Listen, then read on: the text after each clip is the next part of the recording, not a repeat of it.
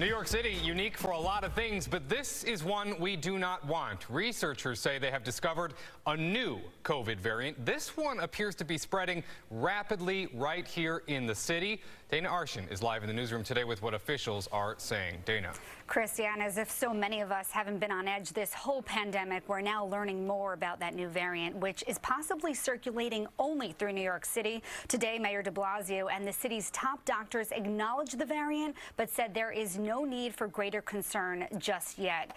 A new report from the New York Times claims this new COVID variant has been identified separately by two research groups, one at Caltech and another at Columbia. The city says it has an all-hands-on-deck approach to researching this variant, as well as all potential variants that have been identified. It is not known if the variant is more contagious, deadly, or if it impacts COVID vaccines, but the city's senior advisor for public health urges New Yorkers to focus now on getting their shots.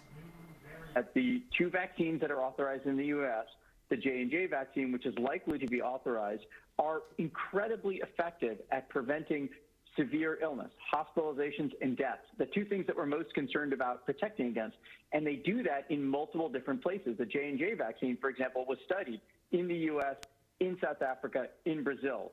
3 locations, 3 different types of genetic variants that are circulating commonly. So. The mayor and city health officials also want to reassure New Yorkers that we have been seeing a decrease in the trajectory of cases, and at this point there is no evidence that the variant is concentrated in any specific parts of the city. I think it's understandable, back to everyday New Yorkers, it's understandable people hear variant, it is a cause for concern, of course, and there's something about it that's unknown, and that gets people worried. I don't blame anyone who's feeling that way. But I want to really take the essence of what Dr. Varma is saying here. Until there's evidence that tells us that a variant is not handled well by vaccine, for example, or a variant has different impacts, we shouldn't assume the worst.